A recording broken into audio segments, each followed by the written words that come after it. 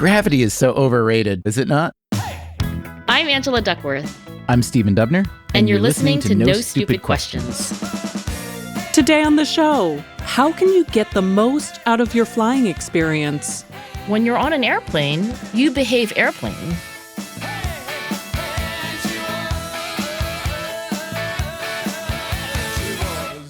Stephen, we have an email from a Stephen, but not you. We have an email from someone who's not you, but also named Stephen. And here it is. Stephen and Angela, do travelers get any actual work done in airports or on airplanes? Based on my limited observations in airports, they don't. So why do they pretend? I understand this is probably hard to accurately measure, but just look around next time you're at the airport. I drafted this on a Friday while sitting at the Boston Logan International Airport Lounge near 3 people watching shows on their iPads, playing on their phones, and quote-unquote working on their laptop. Whatever they were doing looked highly unproductive and pointless. Maybe this is just how corporate America works and I'm too naive. It almost looked like they were peacocking, showing off how important they were by working at the airport. Mm-hmm. Here's the last part of Stephen's email. I spent the last 14 years, my entire adult life, in the U.S. Army. I guess I've been fortunate in that none of the organizations I've supported have ever required anything of me while traveling except to make my flights and to show up ready to fight, which affords me the highly enjoyable opportunity to sit back and people watch at airports. Regards, Stephen B. There's so many fruitful contradictions in there. He's saying he has limited observation in airports, but I've concluded, based on my limited observation, that a lot of people are faking it or peacocking. But even that observation, that people would want to peacock by showing off, as he says, how important they are by working at the airport, that's an interesting observation to me, because I certainly think he's probably right in some of the cases, but I think that in many other cases. By the way, if you're going to peacock, usually you try to show off in front of people who you care a little bit about, right? Not like the people who also are taking this flight from Boston Logan. Exactly. So yeah, I find this to be a really interesting email about airports and airplanes, airline travel, let's call it, and about Stephen himself. I think one big differentiator we should maybe start with is some work is much more portable than other work, right? Yes. I mean, that's a big conversation going on in the world today about occupational flexibility, not just temporal flexibility. In other words, can I do my work when I want to? But how much of my work can be done someplace other than the typical site? So it sounds like for Stephen, who's been in the Army for 14 years, he is mostly an on-site worker. Maybe he's training, maybe he's fighting, as he says. Looking at marketing reports on an Excel spreadsheet and then sending in his comments to his team is not what is considered fruitful work for him. So for all of us, working in an airport or a plane, I think there's just a huge variance. For me personally, I'd say that working in airports and on airplanes, which I have done a lot over the years, is probably, I'd say about 60% as good as working in my office. I'm guessing there are others for whom it is 90% as good. Or 120%, right? Because you could be better than you usually are, which is actually probably the case for me and for some people I know. That's hard to believe. In fact, I already register my disbelief. What? Yeah, there's no way. On a flight, what percentage of time, Stephen, are you working? 100%? 50%? Overall, I probably work about, let's say I work 60% of the time. The remaining 40%, I would say probably half of that is sleeping, because I can sleep pretty much anywhere. A gift. And I'm often underslept. And then the other 20%, I would say I would be either reading for pleasure or listening to music with no intent other than being happy and satisfied. And maybe 3% would be, let's say, chatting to a seatmate. My ratios on that would be pretty different. I try to speak to my seatmate like 0%. I know that sounds churlish. And I know there's research, by the way, showing that when you have these unexpected conversations with seatmates, you usually are actually happier and surprised that it was such a wonderful interaction. I know that research, and nevertheless, I want it to be as close to 0% as possible. You just never know. It's like Pandora's box. Like the person might be a chatty Cathy. Yeah, but if you wear over-the-ear noise-canceling headphones, which you must if you're going to travel, then you have a built-in signaling mechanism for I am now ending the conversation. Right. Then you can pantomime like, I can't hear you. No. You don't even have to do that? It's like you take out the headphones, you say something like, okay, great talking to you, got to get back to work now. Then you put them on. That's like closing your door. Just wait for a pause. By the way, I will also say this. I understand your churlish motivation. I do. But I will also say that I have learned a great deal over the years from talking to people I didn't know. I mean, that's what I do for a living, essentially, is talk to people I don't know and ask them questions. You are a journalist. In fact, this show that we invented and had for a couple of years that you were on, this is how we really got to know each other. It was called Tell Me Something I Don't Know.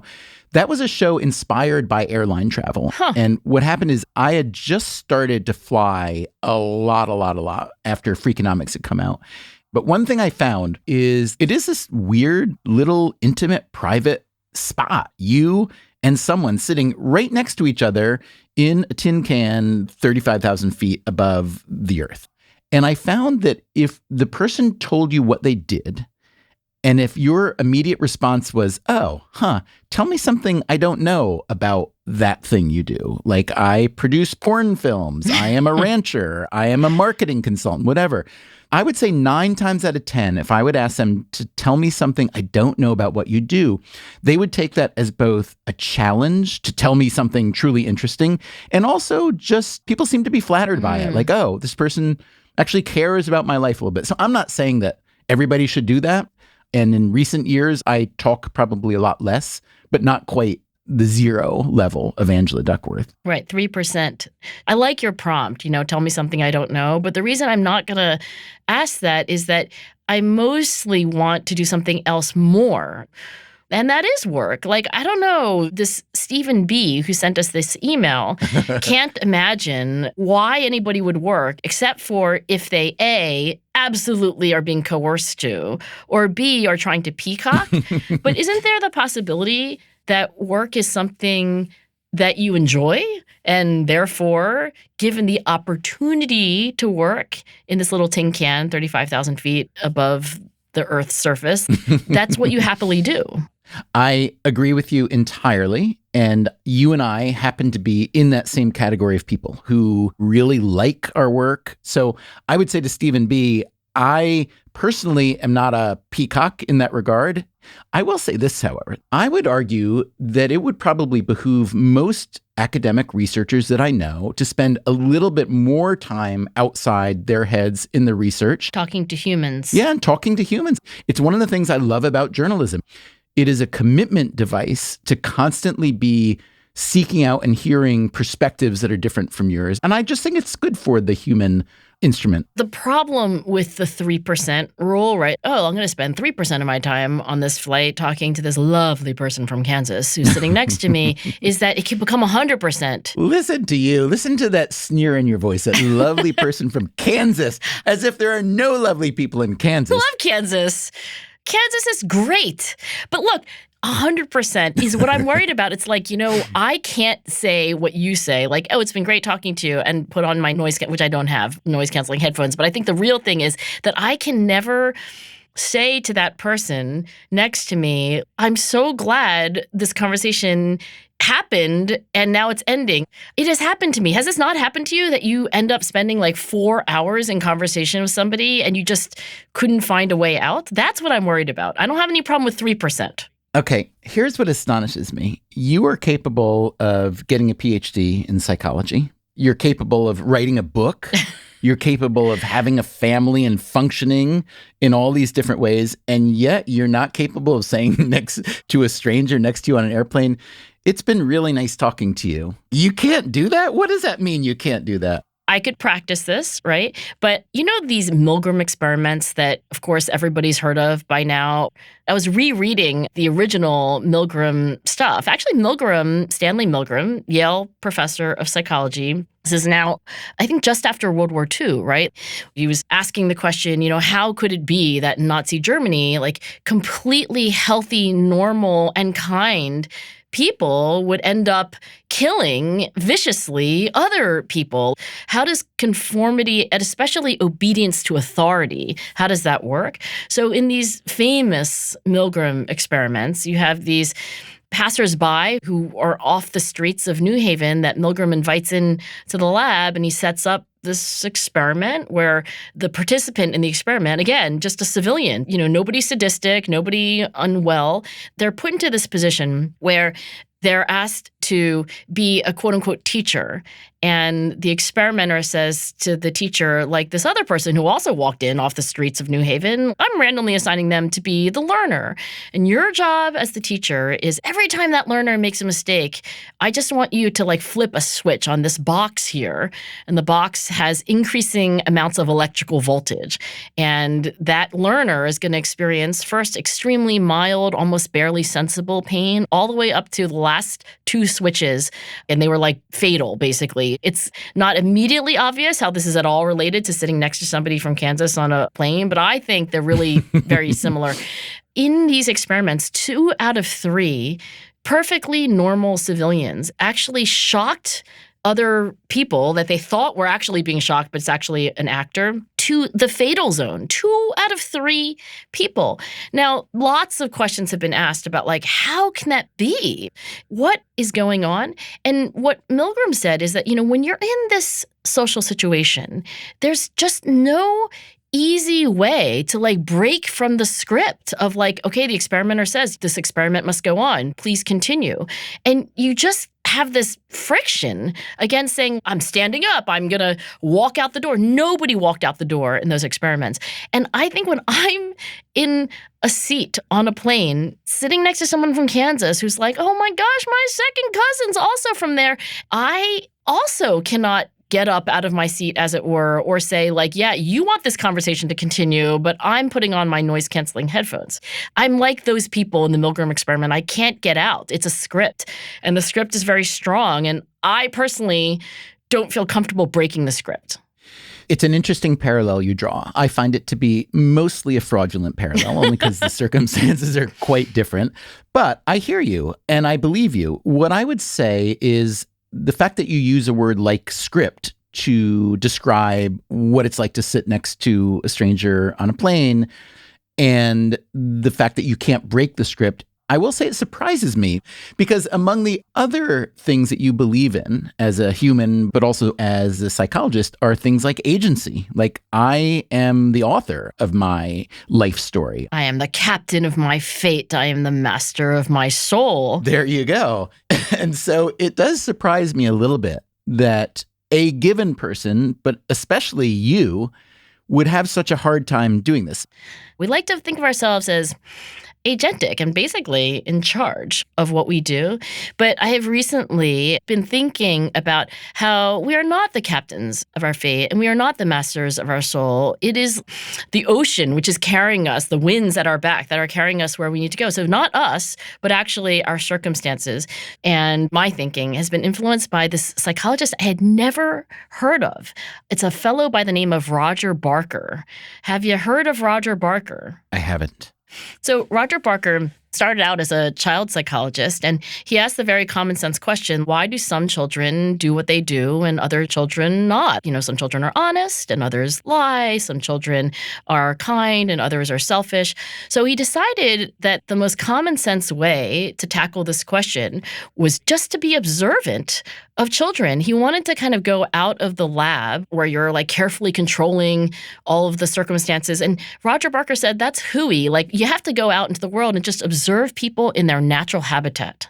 So he found a little town, Oskaloosa, and I think it was Kansas. He convinced the people in this town that they should invite these researchers to just basically embed themselves, kind of like anthropologists tend to do. And he would do things like have his research team with their clipboards and their stopwatches watch a child continuously from the moment of waking and then all the way into the moment of sleeping. And through these meticulous observations, Roger came to the conclusion that really the thing that determined what someone did was the setting, was the situation, was the context. As he put it, when you're at the drugstore, you behave drugstore. And when you're at a faculty meeting, you behave faculty meeting.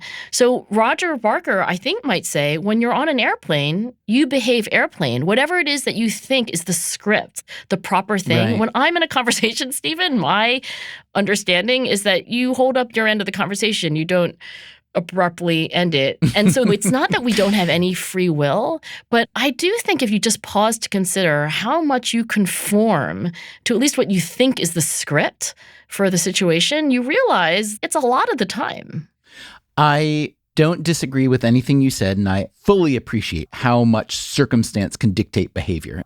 All I'm saying is that I don't feel that the circumstance of sitting next to a stranger on a plane rises to the level of dictating your behavior in such a way that you would not be able to excuse yourself from that conversation. But I also think that I've tried to talk you into talking to strangers once in a while. You're not ready for that, Angela. I am willing to accept that what makes Angela happy and productive is devoting 100% of her time on an airplane to working. Thank you. Going back to what Stephen was saying, I will say this. The circumstance of where you're trying to do work can really dictate how well you do your work. I don't know about for you, but I know that for me, there are certain kinds of work that I know I won't do well when I'm in an airport or in an airplane. I think about it as deep focus work. So writing or editing. If I want to be writing or editing successfully, I mostly need to be in a really quiet place, like my own office. I think there are a lot of people who do a lot of, quote, work when they're in transit that they think is really well done work. And then if you go back and look at it, you might see that it's not well done at all. But because we feel we have to communicate and we have to respond to things while we're traveling, we do it so that we can tick the box. But I think we often don't do it well. So what I would advise anyone is categorize your work and save the work that can be done well in transit, and don't try to do the deep focus work that you may need a better environment for. I'm going to partly agree with you. There's this term that actually was invented in psychology. It's called an affordance, that certain situations afford you certain things. They invite you to do certain things and they allow you to do those activities well, and then others not so well. So, for example, you could argue that the airplane has certain affordances. Now, for you, you would say that is not a place where the affordances invite you to do your best, hardest, deepest work. Another person might say, oh my gosh, airplanes are the only place where like nobody's interrupting me, nobody's bursting through the door of my office. The fact that it doesn't have great Wi-Fi is terrific because I'm not constantly toggling to my email. So for whatever you're trying to get done, I do think asking yourself, like, what would I like to do that's perfect for this behavior setting and these affordances for me? And I could be delusional because you raised the point that maybe you think you're getting really great work done, but you're not. I think I do some of my best work on airplanes for all the reasons I just said. And your best work is actual thinking and writing and editing, yes? Yeah, exactly. I think this time is awesome, but it's because for me, the airplane has all these affordances. You're just sitting there. What else is there to do? Still to come on No Stupid Questions. Can changes in oxygen levels and air pressure affect your brain? Are you having any cognitive impairment? No, I'm fine.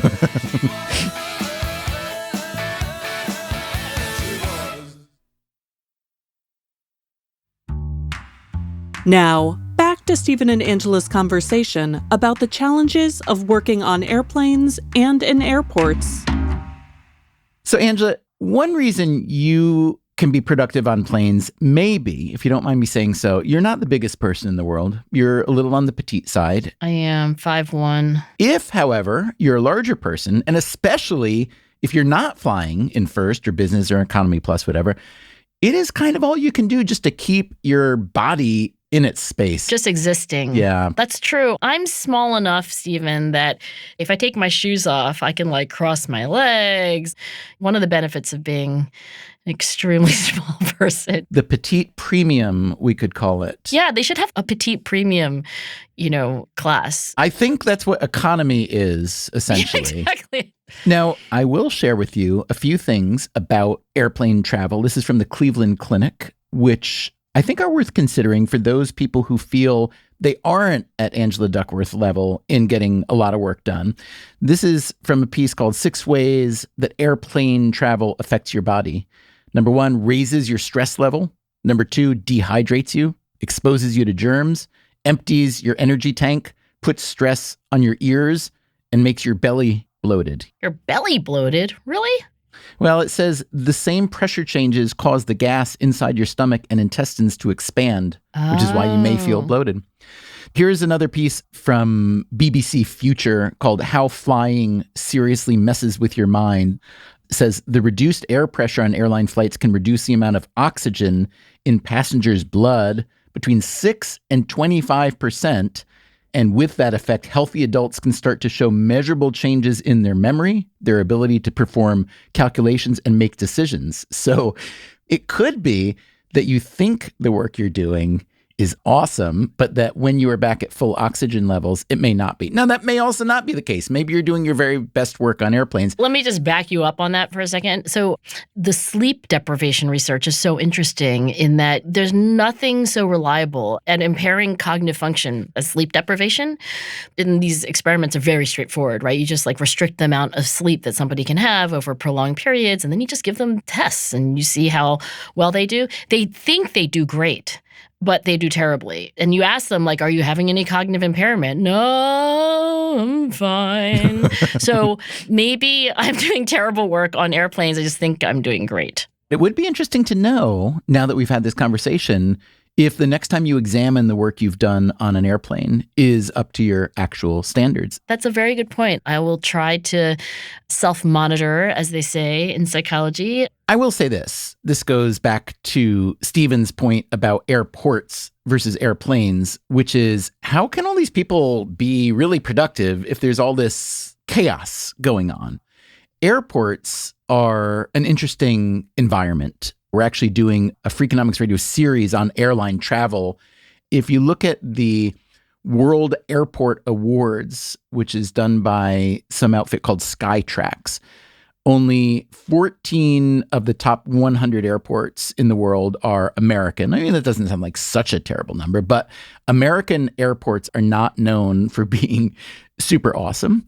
They're noisy, they're disorienting, and most of the airports we've built have been during an era when what we were mostly thinking about was airports as sort of bus stations for airplanes. Like a waiting room. The point is to get you in and get you out. We're not here for entertainment. We're not here for comfort. We're not here to soothe you. And so therefore, we don't need to focus on that. Distribution center. But now there is a big change, especially with the privately owned ones, where they consider an airport much less a place you enter into for just a utility, just to get from one place to the next, but as they like to call it, an experience. One thing that you're seeing is that they treat your senses differently. There's better design, there's better lighting, there's better sound, higher ceilings, there's more art. One of the airports I toured recently had a sensory room, which was a special room, small, designed for people who have sensory issues that may make airline travel very stressful for them. This may be somebody on the autism spectrum. It may be somebody who has a fear of flying. So this little room actually has a mock-up of an airplane where you can sit in and get to know the controls. It also has this kind of smooth sensory environment where you can just chill out. These new airports also have, I think it's commonly called either the Disney corridor or the Vegas corridor, which is to say at Disney or in the Vegas hotels, they build these service routes, which is a hallway where all the work traffic goes, all the delivery carts and cleaning carts and things like that, so that they're not mixed up in the main traffic with the people. And all of these things are being done in these airports to try to turn the experience more into a pleasurable experience and less into a sensory overload in this place where I'm just spending an hour trying to get from where I am to where I'm going. So I do think that as skeptical as Stephen is, there are enough people, millions of people, who want to either be productive in airports or just want to not have it be unpleasant, that there's a movement toward changing that. Well, Roger Barker would approve of all this. He said of these behavior settings, like when you're in the drugstore, you behave drugstore. When you're in the airplane, you behave airplane. He also said that these settings could evolve, that we could, if we wanted to, collectively change a setting. And when you think about changing a behavior setting like an airplane or an airport, Roger said you have to think of the physical elements. Is there going to be a sensory room? Is there going to be a separate corridor for the dollies and the work trucks? And he also said you have to think about the social elements, right? Like the scripts and the norms. And of course, it's probably easier to change the physical elements than it is to change the social ones. Yes, but the physical elements certainly have a big influence on the social ones, right? Exactly, because the physical elements often signal to you what the social norm is. A trivial example is that when you see a seat, you just know that oh, you're supposed to sit there. There's a tray. Oh, that's to put stuff on. So I do think that this idea that we could take the behavior setting of the airplane and the airport and change it is interesting. And I think there are always going to be the Angela Duckworths who are hoping that the behavior setting is going to be very work friendly. Please make even more affordances for me to get really high quality work done. Then there's probably going to be most of humanity, which is yeah, let's change the behavior setting of the airplane and the airport to be more fun. I want to have an enjoyable time there. I think you've just stated very beautifully the dilemma of anyone who does design for a living, which is to say that not all people are the same. And if you want to make a space work for the most number of people possible, you need to think that through. Even if you are the minority, the person who wants to do nothing but work, you are worth creating an affordance that works for you while realizing that maybe the vast majority of people want to spend their time a little bit differently. Can I ask you, all of us who travel a fair amount have, I think, a hack list of how to do it well. Like pro tips? Pro tips. Can you give me your pro tips? Yeah. Okay. Let's see. First of all, I've gotten really good at flying. You don't even need a plane anymore. You just ascend yourself. No, I haven't gotten that good. Gravity is so overrated too, is it not? No, I've gotten really good at being an airplane passenger. I always think to myself in advance, what am I going to get done on this flight? If it's a Google Doc, I try to enable them, make this available offline. But I recently took this flight sitting next to some guy who worked at, you know how Google has all these different divisions? He worked in the part of Google that makes robots. Wait a minute. How do you know that he worked there? Because I talked to him. I know I broke my rule. I thought you didn't talk to people on planes. Look, here's the exception and how it happened. You said 0%, Angela. That was aspirational. Do you know what 0 means? That was what I would like it to be. That was unclear to me. No, it wasn't descriptive. It was what I'm aiming for. Here's what happened. I'm trying to get on the Wi-Fi on this plane and I can't get it to work. And I'm restarting my computer, entering my credit card again. And the stewardess says to me, oh, ask the guy who's sitting next to you, who she somehow knew was from Google. And so I did. And this guy was the maestro. He was oh, let me see where we are. Okay, we're flying over Denver. That means they're going to go to this satellite. And suffice to say that he very helpfully helped me get on Wi-Fi. So I was very happy to be sitting next to this guy. And here's what he got me doing on airplanes. He was oh, order a V8. Have you ever heard this? Order V8s when you're on an airplane? I drank V8 for about 5 years on airplanes, without ice, of course. But yes, so tell me where you're going with your V8. Well, I don't know if this is why you were drinking V8 on the airplane, but he was like, oh, things are different because, I don't know, air pressure, but it will taste different to you. It tastes okay on an airplane. Yeah, I know. I'm not a big fan of drinking V8 on the ground, but I ordered it. I was like, all right, I'm letting my hair down. I'm like talking to you. I never talked to anybody, but you got me on Wi-Fi. I'm forever grateful.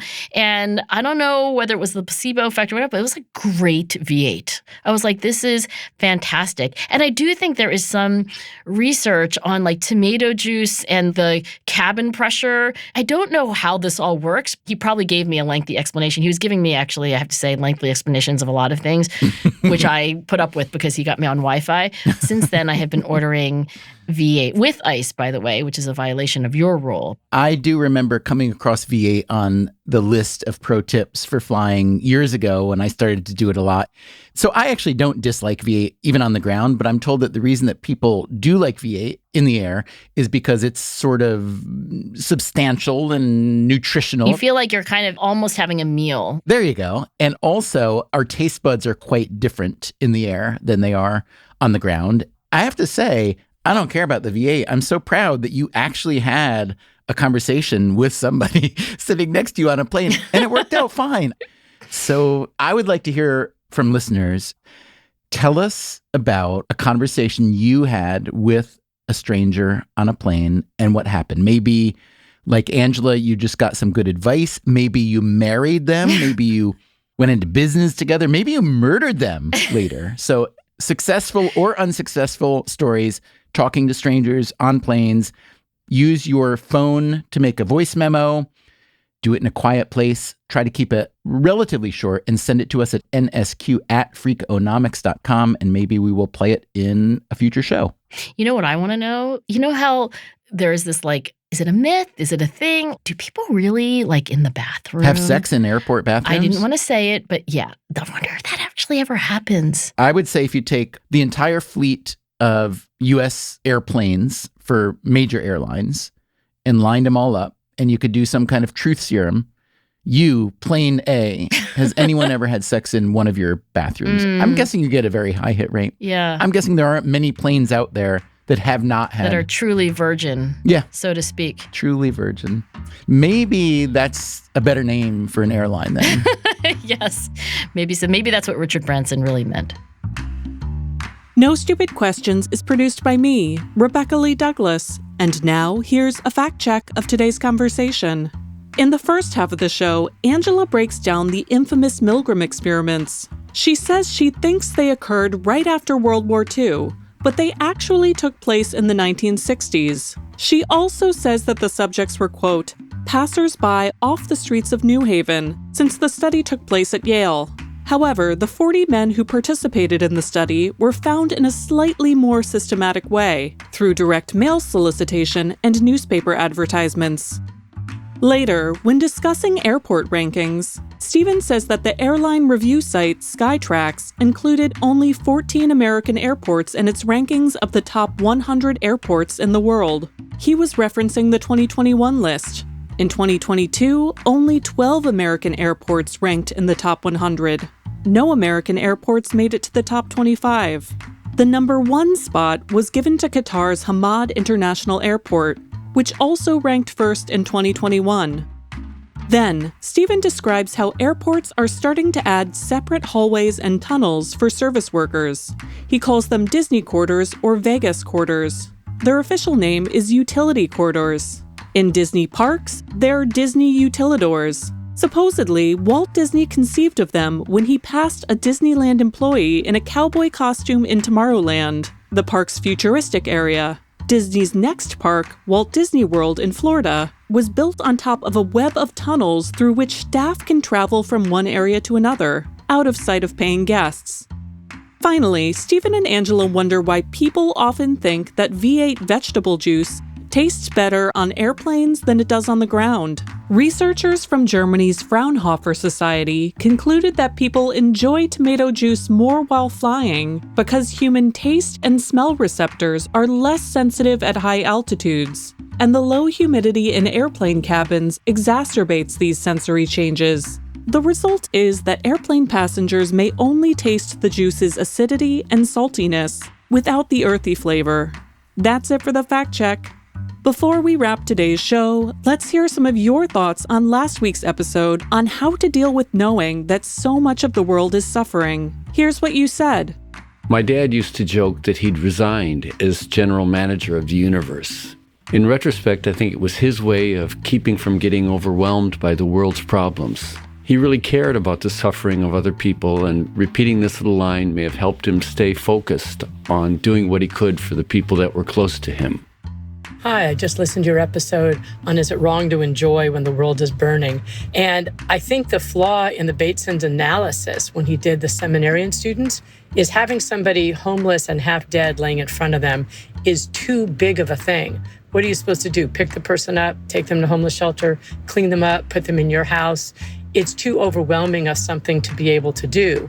But if it were something small, like helping someone cross the street, or someone had dropped their purse or their iPad and you gave it back to them, I bet you anything, even if people were in a hurry, it still would have jumped up to a 95% compliance. And that's my answer for what I do when I'm faced with these existential issues, is I do something small within my capability, within my purview, because I can't handle all the big issues. The world is burning, but I can pick up trash or I can recycle in my area and do my part. That was, respectively, Kirk Masden and Hesha Abrams. Thanks so much to them and to everyone who sent us their thoughts. And remember, we'd still love to hear about a time when you spoke with someone who sat next to you on an airplane. Send a voice memo to nsq@freakonomics.com. Let us know your name and whether you'd like to remain anonymous. You might hear your voice on the show. Coming up next week on No Stupid Questions, Stephen and Angela discuss what it takes to become a super-ager, someone who remains both physically and mentally healthy into their 90s and beyond. I mean, that is kind of what happens when Edward Cullen bites your neck, right? His vampire blood goes into you and then you become immortal. That's next week on No Stupid Questions. No Stupid Questions is part of the Freakonomics Radio Network, which also includes Freakonomics Radio, People I Mostly Admire, and Freakonomics MD. All our shows are produced by Stitcher and Renbud Radio. This episode was mixed by Eleanor Osborne, with help from Jeremy Johnston. Catherine Mancure is our associate producer. Our executive team is Neil Carruth, Gabriel Roth, and Stephen Dubner. Our theme song is And She Was by Talking Heads. Special thanks to David Byrne and Warner Chappell Music. If you'd like to listen to the show ad-free, subscribe to Stitcher Premium. You can follow us on Twitter @NSQ_show and on Facebook @NSQ Show. If you have a question for a future episode, please email it to nsq@freakonomics.com. To learn more or to read episode transcripts, visit freakonomics.com/NSQ. Thanks for listening. You know when the stewardess is like, do you need anything to drink? Would you like anything? I'm like, no. Get out of my face, ma'am. I've got my laptop open. Yeah. The Freakonomics Radio Network, the hidden side of everything. Stitcher.